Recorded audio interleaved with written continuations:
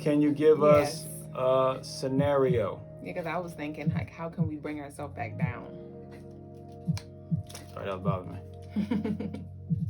Go ahead and spit it. You don't care these girls. Can't let me see me do it. So, an example is like, let's say you're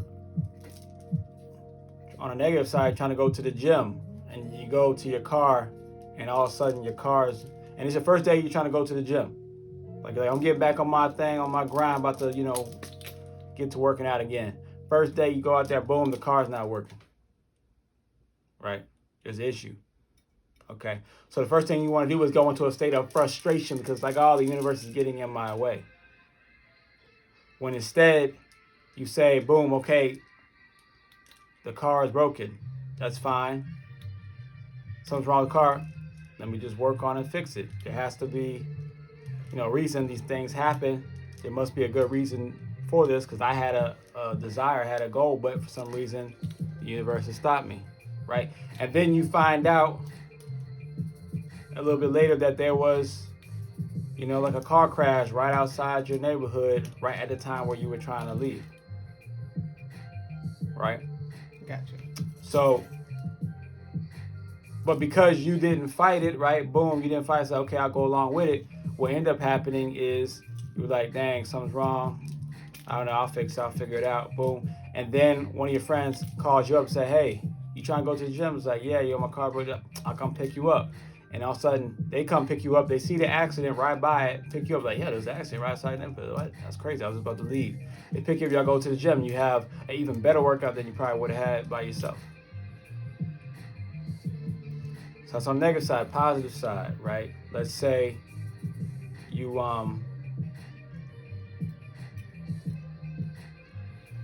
let's say you just start a new job, right? A sales job, and the very first person that comes through the door, boom, you get the sale. So now you up, and then your boss is happy, and everybody's like bigging you up, and it's like, oh yeah, and you feel like, I'm the man, right? I'm the woman, okay? And then, next 2 days you don't make a sale, and then you find out the sale that you did make, that one got canceled, right? And you were so high, you were so amped, you were telling everybody like, this job piece of cake, I got to sell first day, boom, and all of a sudden now you drop like a brick, right? Because now you're not getting sale, you lost that sale, right? You heard somebody talking about you at the job, right? You just started. Okay, like, your boss all of a sudden was congratulating you the first day, but now they're like, you're like, hey, what's going on? Like, now they're saying, negative things to you, right? And now you're feeling sad, depressed, feeling like you can't do the job. Now you want to quit, right? And then as soon as you want to quit, all of a sudden, boom, you get 3 sales in one day. And now you're like, oh, I guess it's okay. And you get on this high again. Boom, you're on this high once again, right? And then the next day comes and, you lose your credit card or something, right? And boom, now it pulls you down again. And now you're going on this ups and down roller coasters, and it gets to you. You're like, oh, it's one thing after another. As soon as I start to win, I take, one step forward, take 2 steps back, and it gets to you. And then it makes you want to quit, stop, and like slow down and just stop your progress altogether. And then you end up becoming stagnant because you couldn't handle the roller coaster. Because you were allowing the roller coaster to catch you off guard. You know the funny thing about roller coasters? If you just look in front of you, you know exactly when the roller coaster is going to drop and when it's going to go up. You know exactly when it's going to drop and when it's going to go up.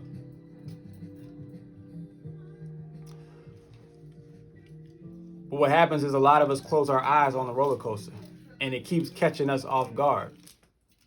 And we keep getting those dropping pits in our stomach because our eyes are closed. We're not ready. Open your eyes, look forward, understand that, okay, I'm having this up right? But it's going to come down, so let me just prepare for the down. It's going down, it's going to come up, so let me prepare to go up so I don't get caught off guard when it comes back down again. Ashe. So that's the scenarios. That's what it means.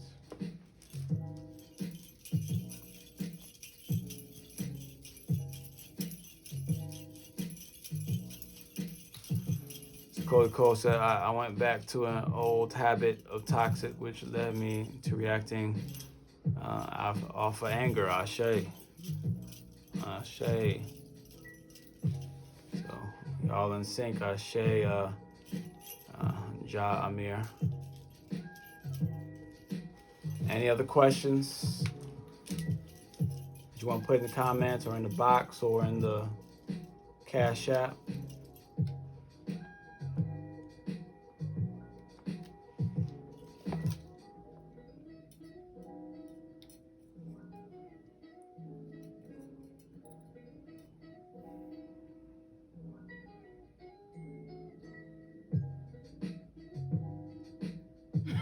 I was wondering if he was looking at me. Look at you. Those color combinations look so good on y'all. Ashe, Asante, thank you. Carradine. Thank you both. Just Sky, Ashe, you're welcome.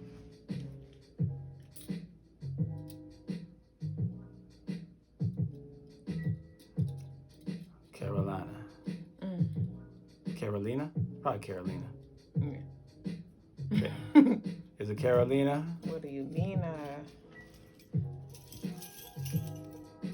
Could be Carolina, but usually it's pronounced Carolina if it's a name. Do you impressed? I'm a Fina.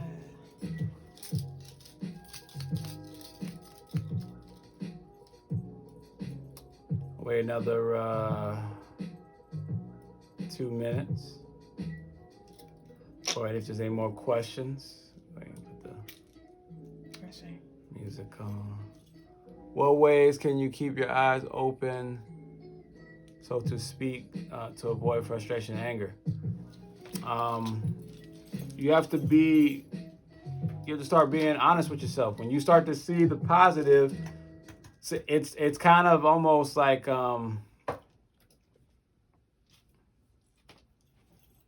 it actually contradicts what people talk about when they talk about only think positive thoughts, right? Stay positive, think positive. You get what you think about, that type of concept, where you actually have to understand that this positive thing is happening, and then in a sense think about that there's a negative thing that may happen right after this or sometime later in the day or tomorrow, but there's a negative thing that can and will come at some point. Right? But you have to think about the negative in a positive way, if that makes sense. So there is a level of duality where a positive moment is happening or a negative moment is happening, but you got to always think about the positive, but accept that there is a negative and that there is a negative always coming. Understands negative coming, but still think about the negative in a positive way, that the positive is there, the negative is there to assist you in a positive manner. And that when you're in this positive space, there is a negative coming to continue to assist you in a positive manner. So that's what I mean by keeping your eyes open. Ashe, be you true. Soul Rocker, what other ways can you help someone who is still not wanting to let go of trauma? What other ways can you help someone? I mean, you can't help someone that doesn't want to let go of trauma. You're not supposed to help someone who doesn't want to let go. You're only supposed to help those who want to be helped. I don't try to teach people who are not looking for me to teach them. Even if I can see they need to be taught, I do not try to teach them whatsoever. I do not try to, help individuals who are just not looking for help. I don't. All right. If I see you looking for help, or that you are incapable of you're in a space where you're in such a vulnerable space that you need help in an emergency type situation, I'm going to help at that moment. But otherwise, you're gonna be like, right, waiting for them to ask directly. Right, and actually it depends on a lot of things too. I've seen somebody getting jumped before. I didn't help them. I just watched them get jumped, right? Because I didn't know why they was getting jumped. I don't know what they may have did or did not do, right? But if I saw a woman getting jumped by some men, then I would jump in at that point, right? So it does. There are certain times where I'll take that leap, but typically though, I let it ride until someone asks.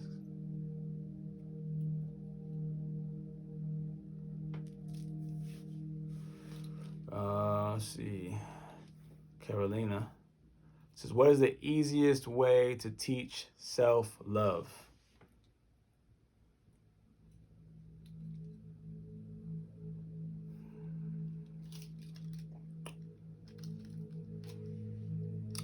History. History is the easiest way to teach self-love.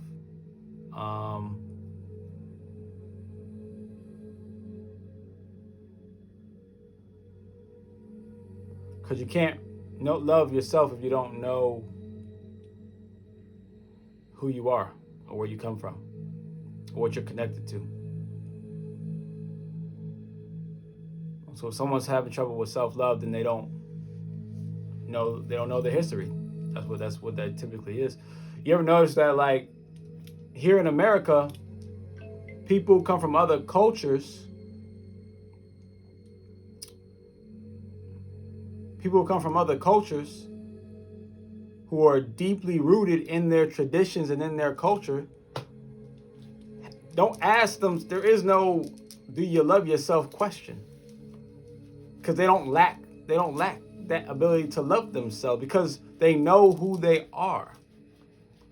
And when you know who you are, you love everything about yourself. It's when you don't know who you are and there's a gap in between about ideas about who you are that you feel like you don't know where to place that love, that energy. You don't know how to think about yourself, right? You don't know what to be proud of. So history would be the answer to the easiest way to teach self-love.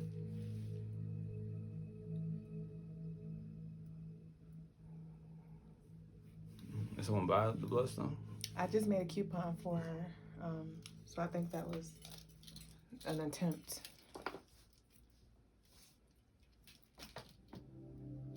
I'm gonna go to payments. Sometimes they do that. I don't know if it be the people card or if it be the thing, because sometimes they gotta do it twice before it actually go through. Mm-hmm. Any other questions? Does love transcend death?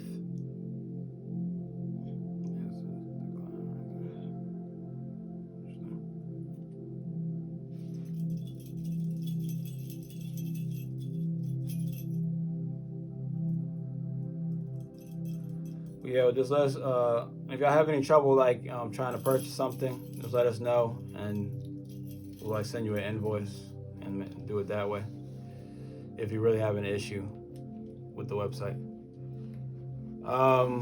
Does love transcend death?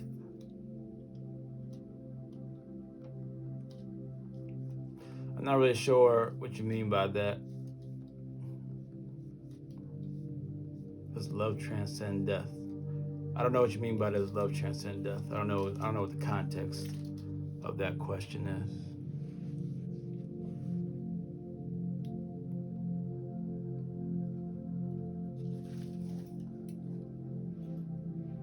You're welcome, Carolina.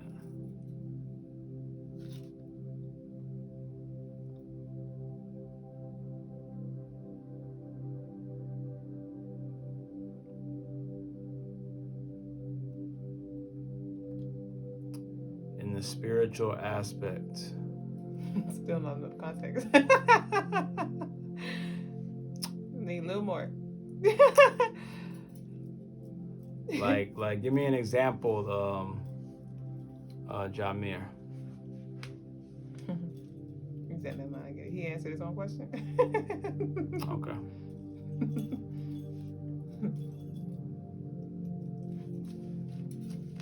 Because love itself is, well, all things are made up of love and connected to love. So technically, it is a part of death, just like it is a part of life. So, but I don't think that's what you mean when you say, does love, transcend death? So that's why I was trying to figure out where you're coming from. You said love is uplifting. Love can be uplifting. Love can also be something that weighs you down, right? Your love for a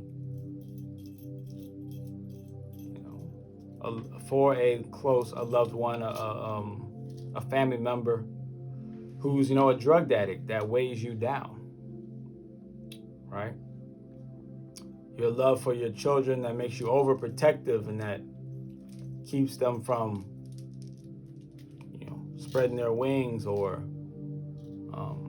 going after what they, desire and have a passion for. That oppresses them, right? That suppresses them, right? So love actually has multiple aspects to it. Love is not one-dimensional.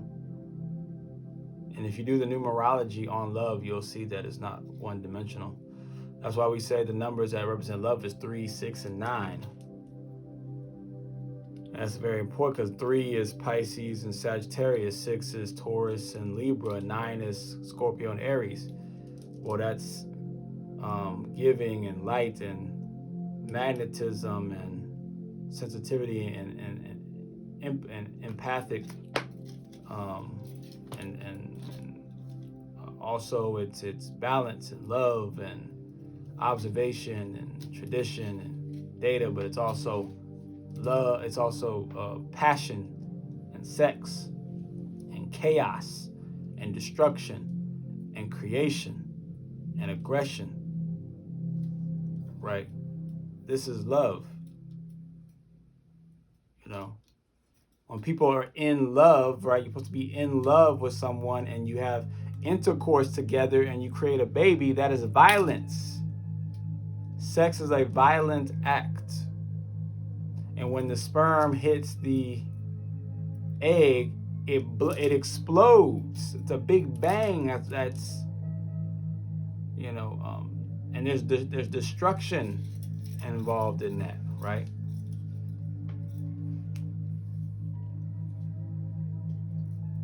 Sassy, I can see the sassy. He said love is not sex. It's called intimacy. Love inspires sex, right?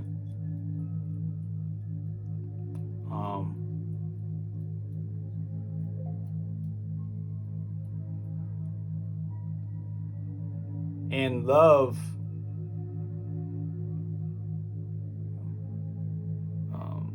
inspires, when you go to war to protect your family, that's out of love. That's violence.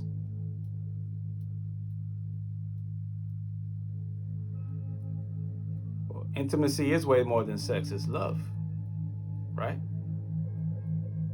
Sassy 88.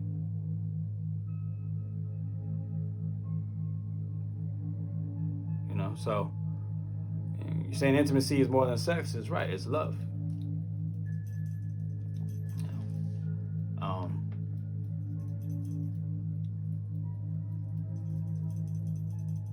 Like I said, but attached to love is also violence, while it's also kindness as well. Both of those things. But you have to be willing to accept that duality.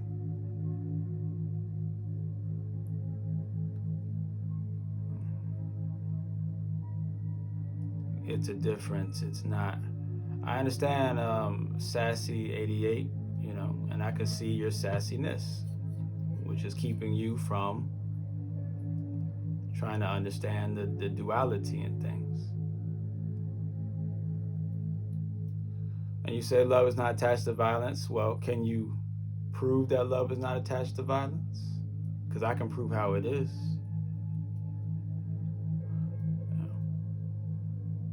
Just give me, I'm just telling you how it is. I can show. I've already told you how it's attached to violence, right? But you have to be able. So you don't have to, but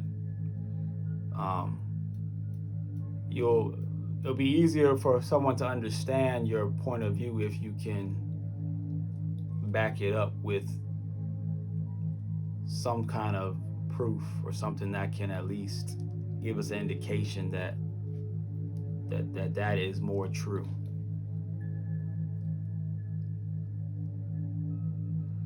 Right, Mr. Sir Q Howard. Yeah, love gets you killed, and having to kill, it does. That's what love does.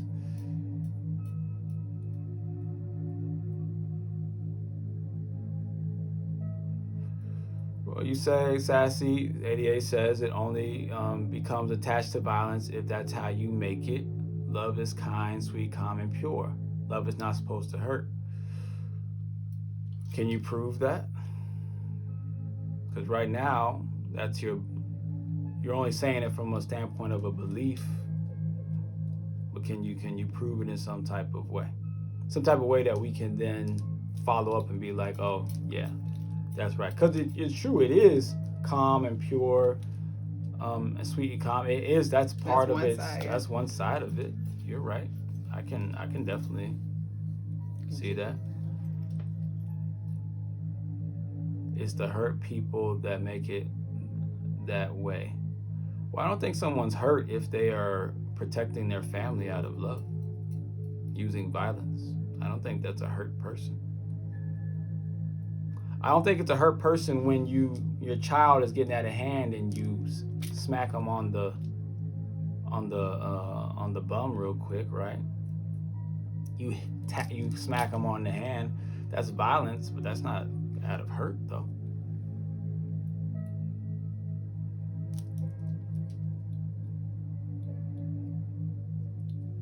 Love is protection, and protection has a hurtness to it, right?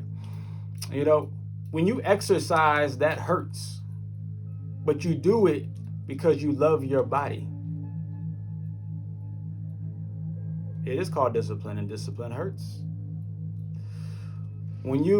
It hurts. When you exercise, you put pain on your muscles, on your body, on your lungs, on your organs. That's loving your body. You're hurting, you're making your body hurt, but it's out of love. Right? So I'm continuing to give you examples or, levels of proof, right?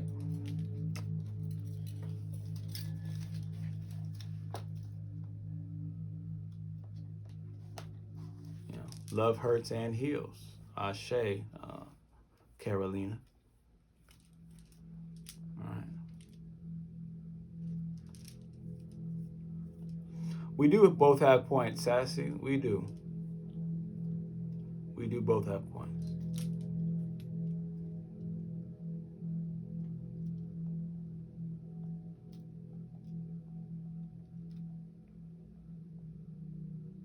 Ashe. Any other questions? It's 12:44. Any other questions?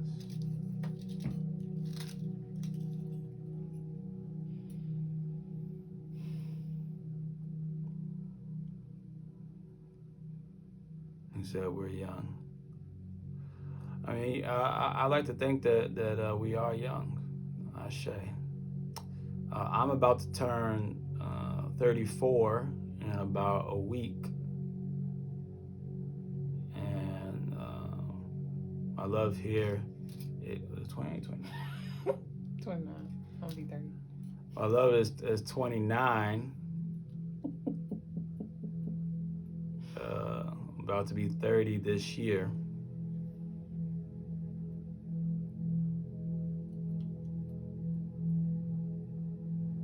I'm guessing you're born in 88, so Yeah. I would assume you're 2 years older than me. So you better not forget again. On my age. Well, trust me, Sassy 88, I don't fear no man or woman. So if I forget, I forget. And when you're filled with love, you know, you don't fear these things, right? Because there's no fear in love, right? You know, but maybe I might be too deep. I don't know. Shut up. I don't know. It is a question in the box. Forever young, even when old, whatever that is. Right. Yeah. Probably forever in youth. Maybe we could say that. Say forever 21. Yeah, forever 21, exactly. How does one get your patience? Okay, just Kai. I aspire to. What you doing? You can't be just saying that. Just cuz. I said just cuz.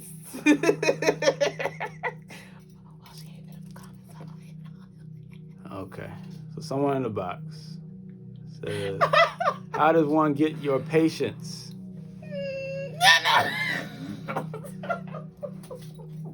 I don't know if they're talking to me or talking to you, but probably. Huh? You talking to you? That one is. Yeah. Sorry. Exactly.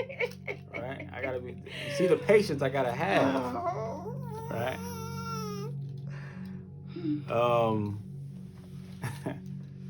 I guess it's about me. Maybe, I don't know. So, how does one get your patience? Right? It's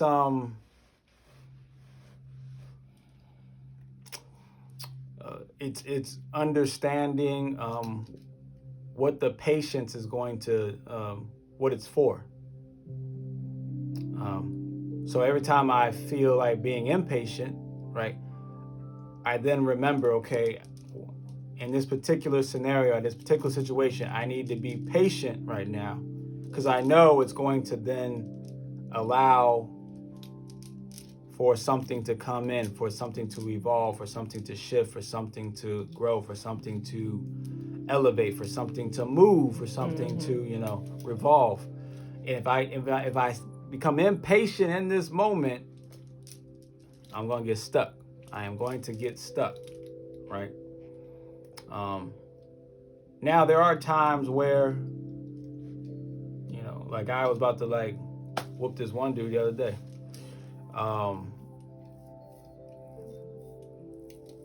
Because he was just talking crazy, right? So, you know, I started off patient, then I started getting impatient with him, you know. But at the same time, as I started getting impatient with him, I still kept my mind, I still kept my sanity. So I could see that he didn't really want that smoke. I could tell by his body language because he was talking all these things, but you can just tell like when somebody kind of like steps back and they don't want to like, they don't step all the way forward though. They like step back. They kind of keep this a certain amount of distance and space. You know, I realized like, okay, well, he doesn't really want to smoke like that, right? So, but I'm already, you know, kind of amped up now. So what I do is I just walk away and still keep talking my ish as I'm walking away. But, you know, I'm practicing my patience while I'm being impatient at the same time, right? But that's because I understood what the purpose of that patience was at that time. That, okay, he's just really just talking. He doesn't really want it. It's not really a threat. Go ahead and just he don't really want it. Go ahead and just walk away. You know, you can continue to talk as well if you like, just as long as you just keep on walking, because it'll be unnecessary, because that's not what they really want. It's okay. This ain't what you want. Sassy 88 says you're so pretty. Thank you. Let's see. Carolina says you need to have patience with these people because I can see myself losing it on live. Baby. They really be trying, y'all, for real. Especially Shay, right? But once again, I just told you, right? Then I just tell you the negative comes, you need to see into the future. You got to see that there's a positive coming. When the positive comes, you got to see that there's a negative coming. So when they test me, I then start to see, well, this is just a test. It's a bait. It's a test, it's a bait. It's a test, it's a bait. So then I think about, okay, well, if I don't fall for the test and instead try to find a deeper understanding within myself as I continue to interact, right? It's going to then turn into something positive. It's going to turn into something positive some kind of way, right? But you gotta think about that like actively as you are in the middle of that friction.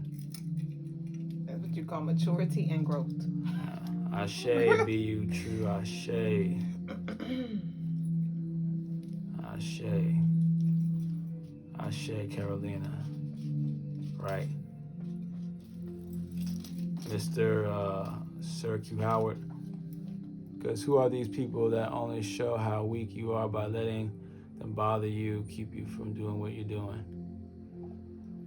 Ashe, it does show your level of strength, or weakness, right? Now, that doesn't mean that if somebody does like to go off on people on the live, like that means that they're weak. I wouldn't say that either, though, right? Because some people enjoy doing that. See, I don't enjoy being angry.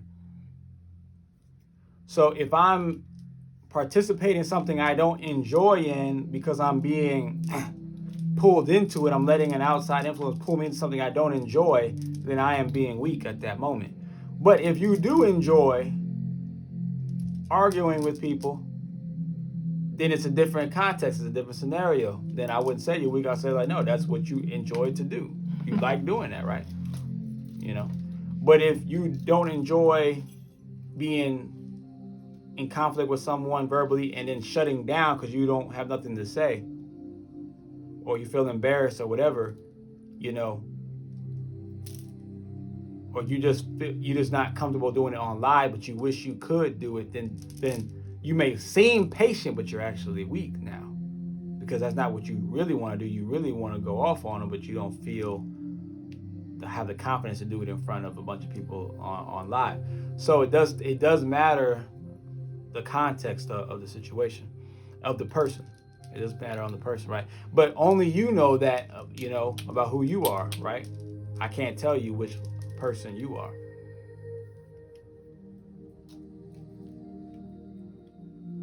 The person who's live it is, Ashe, right? Yeah, the person who's live it is, right?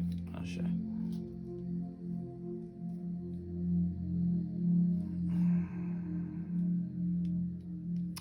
Any other questions? We better go into this prayer. Shout outs to Twanique for claiming the piece of the day. Ashe, thank you, Twanique.